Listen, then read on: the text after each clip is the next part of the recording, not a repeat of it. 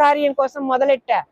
నేను అడుగు బయటకేస్తే నా ద్వారా ఏం జరగాలో, నాలో ఉన్న శ్రద్ధను బట్టి, నాలో ఉన్న డెడికేషన్ బట్టి, నా ద్వారా ఏం జరగాలో ఆ ప్రకృతి చూసుకుంటుంది, పత్రిజీ చూసుకుంటారు, మనం కాదు అన్న ఒక నమ్మకంతో మనం బయటకు వెళ్తే మన ద్వారా ఏం జరగాలో, ఎంత జరగాలో అంత డెఫినెట్ గా జరిగి తీరుతుంది.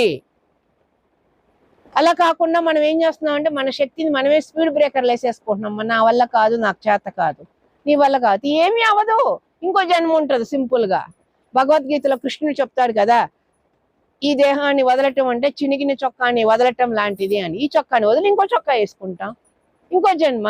ఇంకో జన్మలో ఇలాంటి యాగాలు ఉంటాయా? ఇంత పుణ్యం సంపాదించుకునే అవకాశం మనకు ఉంటుందా? ఇంత అవేర్నెస్ ఉంటుందా? ఒక్కసారి ఆలోచించండి.